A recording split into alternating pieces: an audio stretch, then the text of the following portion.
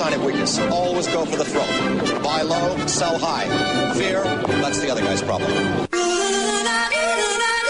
Biz Talk Radio is proud to bring you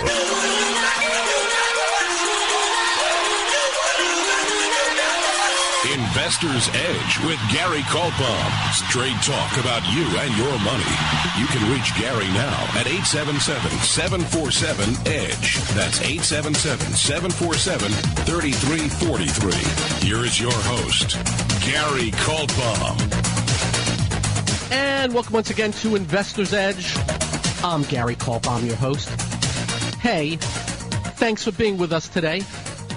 Glad you are here, ladies and gentlemen. Always happy that you are listening. You know, we've been getting a lot of emails from people. Gary, you're playing the same holiday shows. You're playing the same shows when you happen to be maybe traveling that you've been playing for a couple of years. Can you do us some justice and put together some other shows when you are traveling or when it's a holiday? Well, I've listened to you, I have heard you, and today is one of those shows. We have put together topics that we think are quite topical at this moment in time. We're not putting a date on today's show, but you'll get the gist. Today on the show, we're going to be covering central banks and why they are so much more important now than they have been in the past. Then we'll be talking bubbles and what they look like, how they feel, why they occur, and how they end. We're going to talk about earnings and the importance of gaps when companies report earnings. Gaps both up and down. Other things we'll be discussing today in the markets. Sectors. Cousin stocks. What's a cousin stock? We'll explain. And a little bit on relative strength. Because, ladies and gentlemen, we think there are just too many definitions out there on what relative strength is in the markets. We will strip away all the myths and explain. So again, we thank you for being here on this day. It's either a holiday or we are out. And where do I want to start today? And it's something we've talked about a lot. We never really used to have to talk about it. Many years ago, central banks, their job was simplistic. Meet every month and not do much. Seriously. Many years ago, there were no central bank people talking in between meetings. It was frowned upon. And then came the mid-90s. For some reason, they decided they needed to be famous. They needed to be out there. All well and good, but something else happened. See, back in the late 90s, there was a gentleman by the name of Alan Greenspan who believed in easy money policies. And at that time, all it meant was lowering interest rates and keeping them down, but not to 0%. I still remember when being easy was when they would take the Fed funds rate down from 4% to 3.25% over a 6-month period. And that was real easy. And then came Bernanke. And we watched how he went easy and easier. And in that time, a bubble was created, one of the biggest bubbles in history. That being the housing bubble.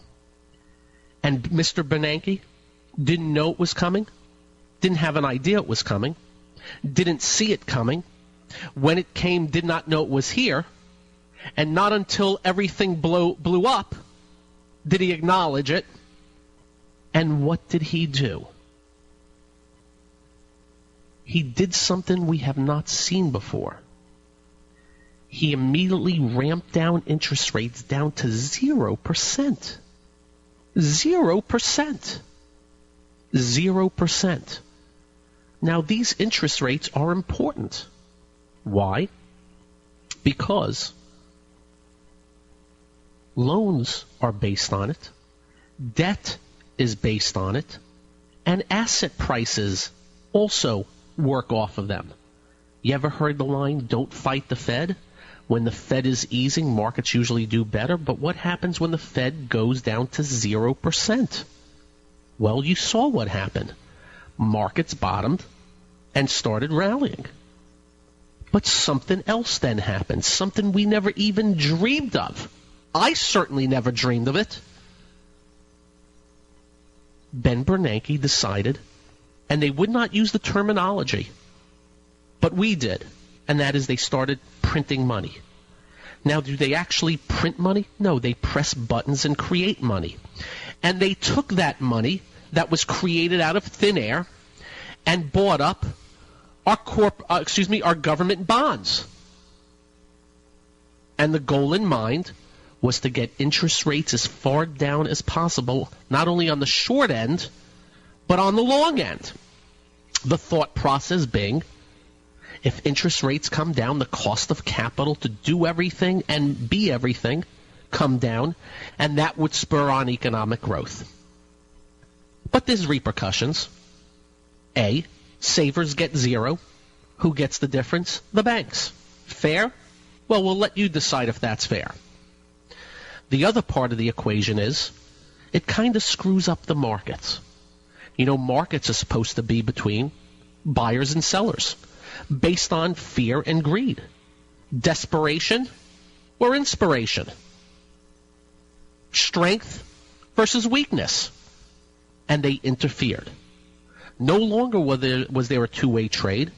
They bought up everything in sight. And thus interest rates came way down.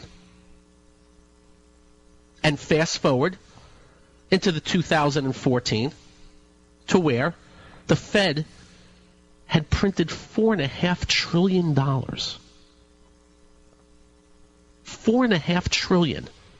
Not many can put their hands around that type of number. And that's on top of 0% interest rates.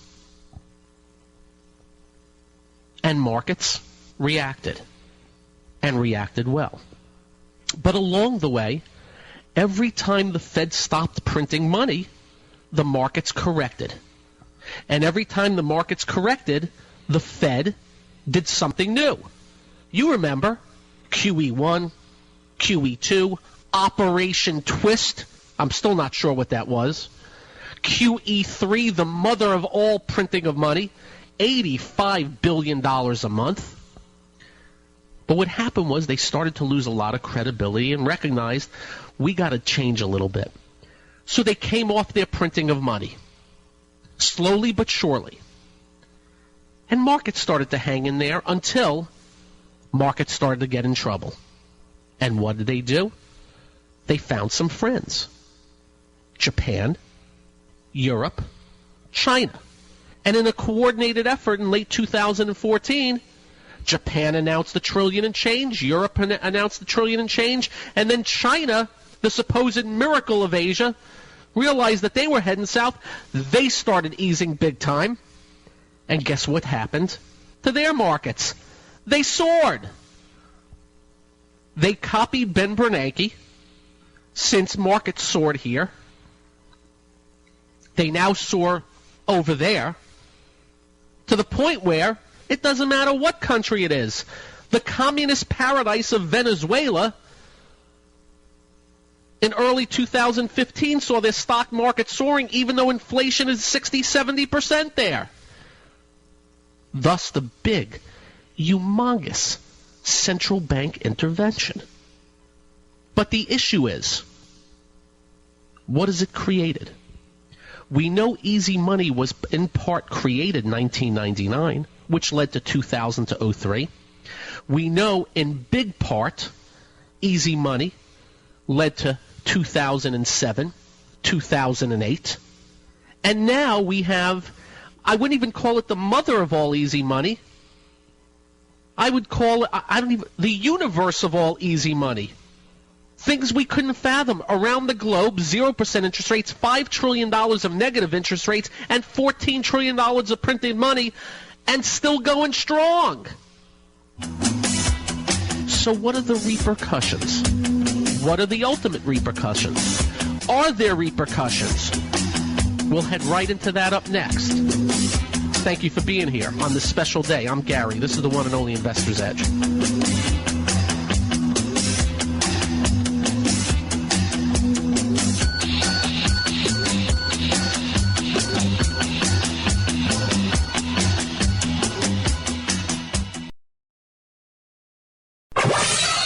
It's time to switch on the integrator units and get the brain cells working. You're listening to Hey, this promises to be fun. Investor's Edge The last bastion of quality programming. with Gary Kaltbaum. It doesn't get better than this. And welcome once again to Investor's Edge. On this special show today, it's either a holiday or we're caught up somewhere traveling in the outer parts of Mongolia or something like that. And as always, we are pleased to be with you. So we started off talking central banks. And just realize, when we say $14 trillion of money printed, that's going into the asset prices. It bubbles things up. The worry is, what are the ultimate repercussions? Because the real definitions of bubbles, or the causes of bubbles, are easy monetary policy combined with asset prices going up, and then at a certain point in time, greed and the desperation of not being in overtakes things. Back in 99, it was in the internet and tech space and some big cap things. I still remember Walmart, GE, and a few others had 60 times earnings, even though they were growing at 10, 15% at the time. And we all know what happened.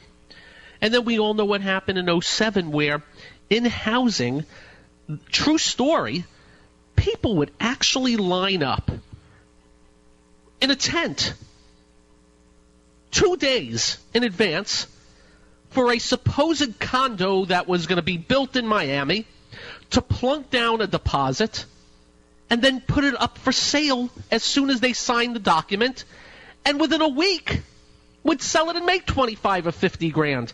It worked for a while. But of course, once price and valuation get too stretched, eventually things give. Things cave. And we all know what happened at that point. So easy money met greed and desperation. And now, we get to the point where we've seen markets, no bear markets for many years, no corrections for many a moon. And we mean 10% and stay down for a while. Have none of it. Why? Because every correction is met by central bank talk, central bank teasing, or central bank intervention, which calls into question, are we in bubbles? Well, we've already known from the past that valuation will eventually matter. The question is, in the biotech space, why didn't it matter when biotechs for 2 to 3 years come public and soar to valuations anywhere from $200 million to $8 billion, and all the companies have one thing in common: they didn't even have sales. Some of the companies were just development stage, not even in trials. And of course, all brought to you by the wonderful human beings at the investment banks. That's bubbles. When you have a bond market in corporate land where you have bonds that used to yield 9%, now yielding 3.5%, that's bubbles. When you have monstrously debt-laden countries that have negative interest rates, that's bubbles caused by interference. Just remember, Economics 101 in bond land states the more debt you have, the more your debt is out of control, the more you should be paying your lenders. Are there lenders right now? If central banks are buying up all the stuff, the lenders, the people that want to buy the bonds, get crowded out. But when they do buy, they're getting yields much lower than the norm, prices much higher than the norm, which equates back to stock markets. And not everything has to be in bubbles at once. In 2000, housing stocks were at 1 time's earnings. They actually bottomed when the market topped. So all we do is sit back and we just think about what's the norm. Is it normal to have a biotech company with an $8 billion market cap that has no sales? Of course not. When in the past have we seen something like this, and what happened? Well, in 1999, you had a bunch of dot-com companies that had no sales with those types of market caps, and what was the outcome? 80% drop, 90% drop, bought out for pennies on the dollar, or just flat out gone to zero. That's the precedent that we always tend to look at. Thus, we always worry about what we are seeing. We've always thought that markets were between buyers and sellers at specific prices that they wanted to do business at. Not anymore. Japan has admitted they have used their own printed money. By the way, Japan, very debt-laden. They use their own printed money to buy up stocks. They've admitted it. Our central banks haven't, and they say they don't want to be audited. We already know they've interfered with the income markets, the bond markets, because they had to admit it. They were out front and center. So the worry is we're in the midst of another bubble. Now, as we talk right now, we're not sure what date you're listening to, and it may be a few months down the road from when we are talking, and things may have already occurred. We'll see. So use this show as a broader thought process on central banks and bubbles. And let's keep fingers crossed that we're not. We aren't. We haven't been in a 99 type atmosphere. Now let me be clear. Bubbles are great as they're going up. You want to harness them. We do not use the term bubble badly while things are working. But we use it badly when things top, when the music stops. So we will always be watching closely, because the biggest money is lost when everybody is at their most greedy, at the most ridiculous price structures out there, when everybody believes nothing can go wrong, that this is going to go on forever. Warren Buffett once said, beware of the naked man when he comes out of the ocean, when the surf drops and the tides roll in. Let's hope there's no naked men out there, ladies and gentlemen. Sorry to give you that picture. Up next, we'll move a little forward. I want to talk about the importance of earnings, gaps, relative strength, and other stuff. Thanks for being here today. Thank you. I'm Gary. This is the one and only Investor's Edge.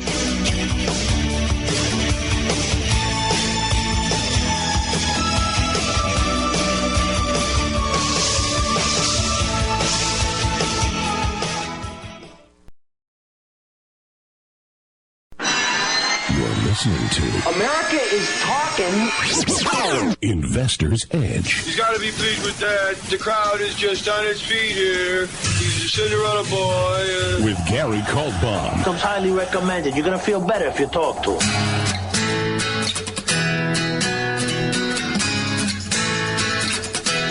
again. Welcome once again to Investor's Edge. Today, we are either climbing Mount Everest or it's a holiday. That's today's show. Every now and then we have special show, educational shows. This is one of those days. Thanks for joining us today.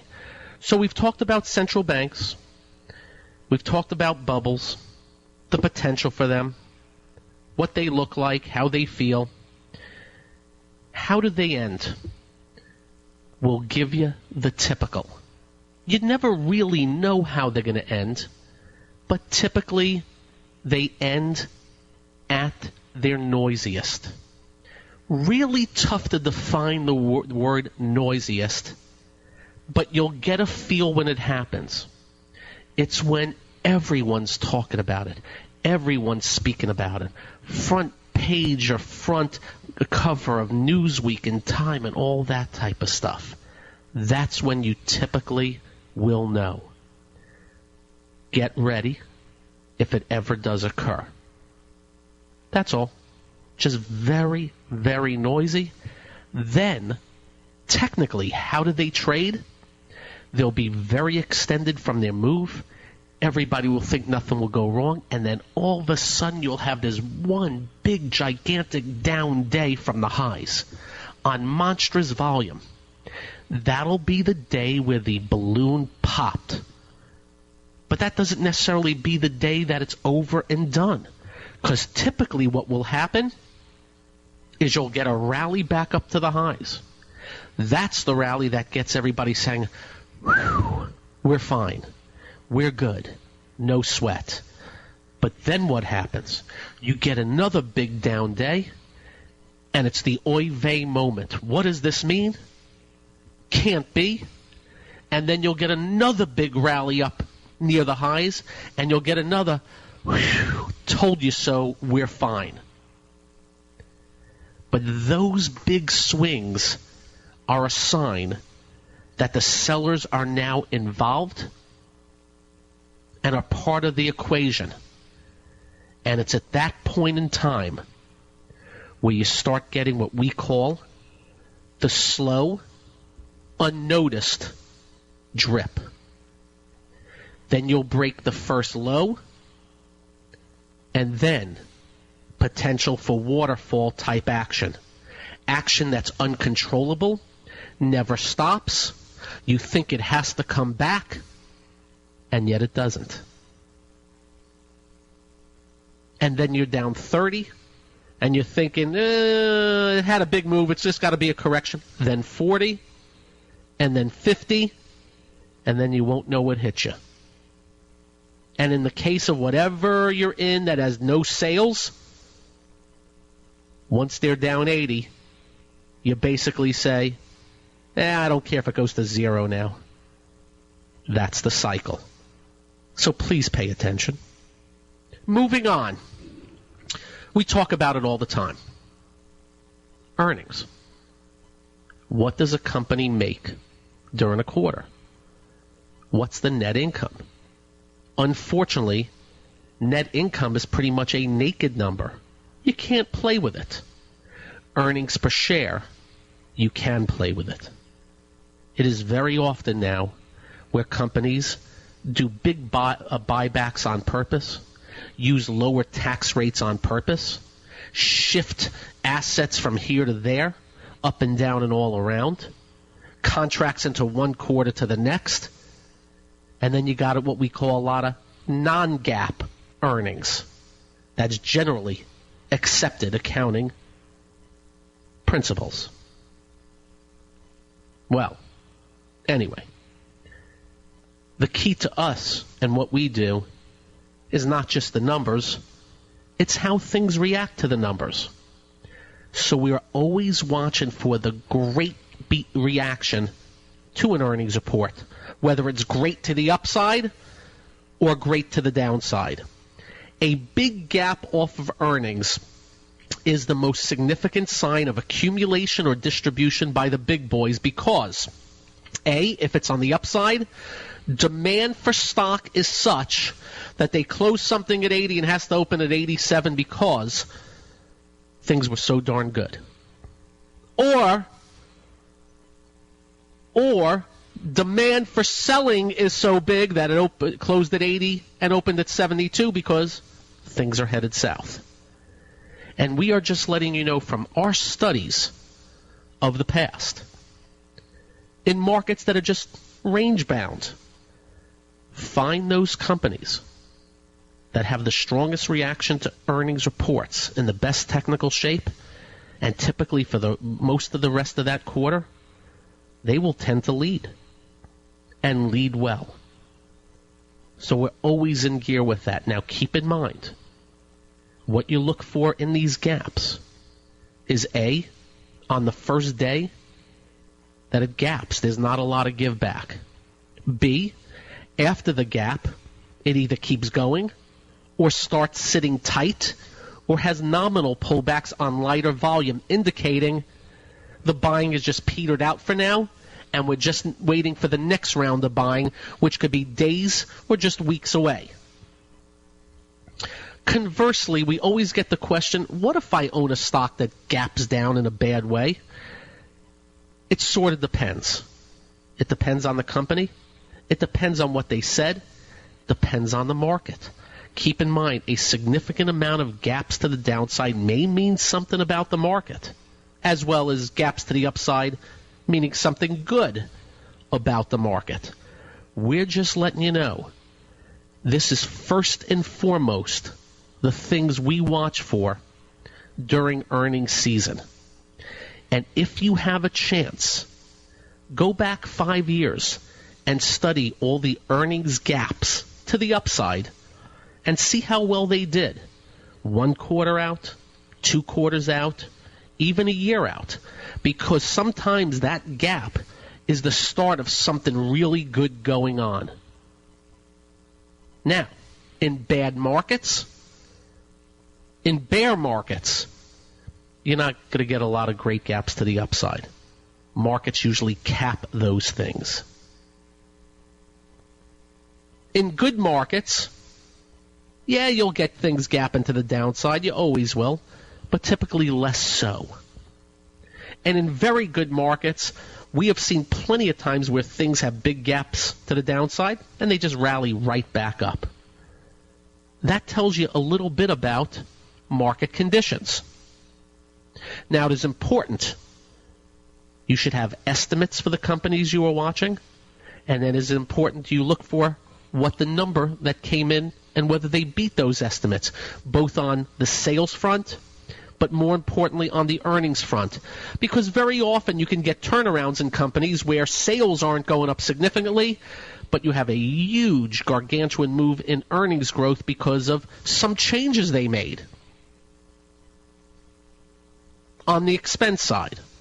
So it's very important you just don't look at a number. It's important that you just don't look at a stock. It's very important you just don't look at the gap. Know exactly whether the company's in a bull market, a bear market, whether the sector's in a bull market and a bear market, and why it gapped either up or down. And it is very often the ones that gap up do it again and again and again. These are your great companies. Earnings seasons for us is the most exciting time of the quarter, especially on the companies that we are following, the ones with the strongest earnings and revenue growth with the greatest relative strength in the market, which simply means how is that stock doing versus the whole sector that it's in, as well as versus the rest of the market. Very important to watch that. It defines leadership in the market. Relative strength. So what exactly is relative strength? How do you measure relative strength? And why is it so important to watch other stocks in the sector of this company and stock that you are following? just some other tricks of the trade we follow. So we'll wind it up next on Relative Strength, on Cousin Stocks. We thank you for being here. I'm Gary. This is the one and only Investor's Edge.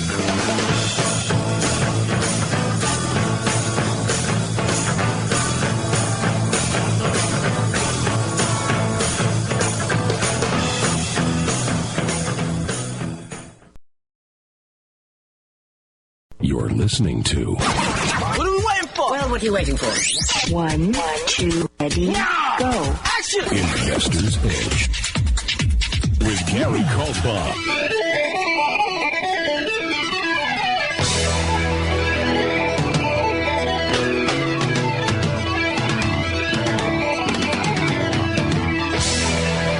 Da-da-da-da.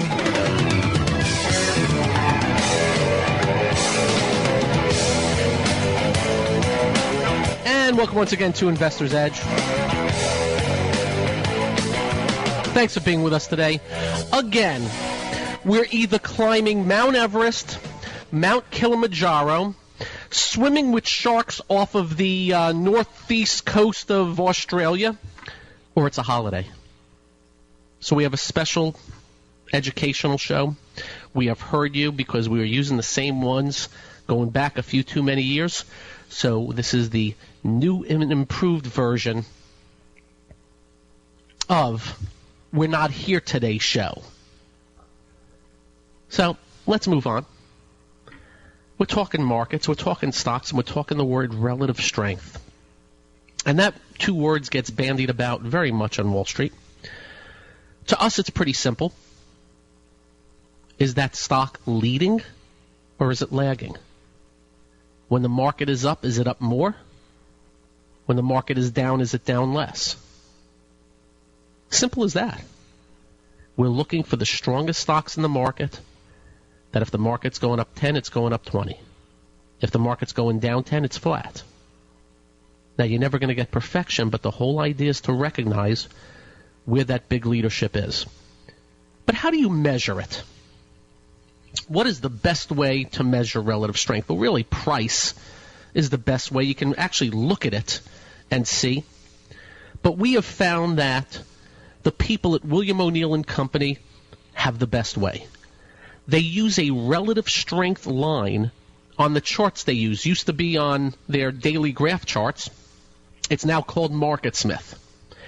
And their charts show you, number one, a little line of the S&P and a little line of the stock, relative strength. And we just love when we see a stock where the market's doing nothing. The stock has its relative strength line into new high ground while the market's sitting. That's relative strength. We love when the market's cratering, and the stock you are following is just sitting, and the relative strength line is soaring, just waiting for the market to stop going down before price catches up.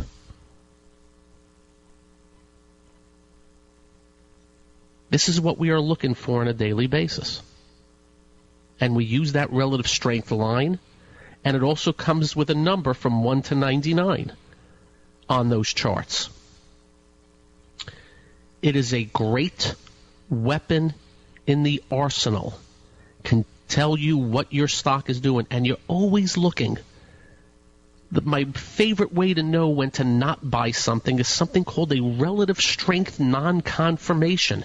And what that simply means is the market is ridiculously strong, and your stock finally starts to move out of range, but it hasn't kept up with the market at all. It's just moving because it's being carried on a leash by the market.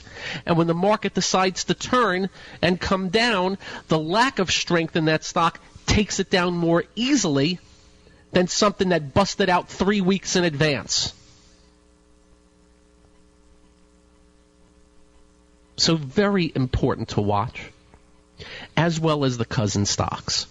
And what that simply means is if you have 25 restaurant stocks and they're all in a bear market, and then one all of a sudden busts out into a bull market and starts rolling, and then number 2 starts showing up, and then number 3, number 4, number 5, usually means the rest are going to follow to a certain extent, and you start paying attention to every stock in the group. Now, there are industries, sectors that are notorious where everything moves hand in hand. The oils, it's commodity. Price goes up, just about everything goes up. So it's a little bit different than, let's say, the restaurants.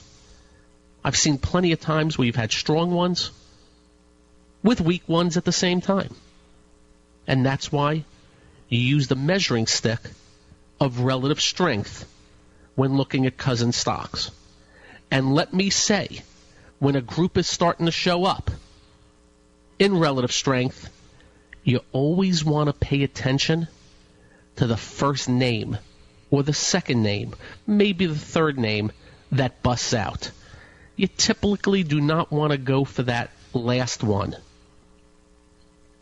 The true strength will show up first. The big leaders will show up first. There's a simple way they show up. They'll be breaking above resistance levels and potentially showing up on the yearly new high list. So we watch relative strength as well as cousin stocks together. We've heard some analysts say, buy the worst stock in a group when it starts moving. We don't believe in that. We're not saying the worst stock won't move. We want the best. When you're picking sides on a basketball team, you picking the worst or you picking the best? When you're looking for the great strength in the market, are you looking for the best or are you looking to the ones pulling up on the stretch? So very important, you put these two into your arsenal also. You can check out investors.com, marketsmith.com, and check out those charts. We do not get paid by them. We're just letting you know what we use. And you can look up the definitions of their relative strength and what they look like if you go to their site. Well, we're almost down from Mount Kilimanjaro. Hope we have helped you today. We're going to do more shows like this in an effort to educate. We thank you for being here. Until next time, you have a great evening, drive carefully, and when you get home, do like we do. Simple. Make sure you hug your children. Night-night all.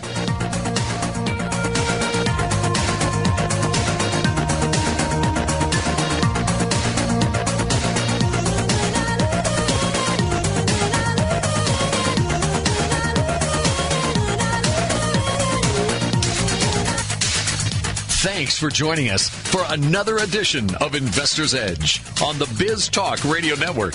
If you missed any of today's show or to get in touch with Gary Kultbaum, please go to GaryK.com. That's GaryK.com.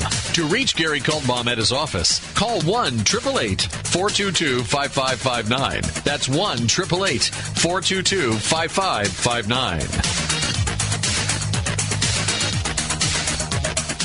The opinions you hear on Biz Talk Radio are those of the hosts, callers, and guests, and do not necessarily reflect those of this station, Biz Talk Radio, its management, or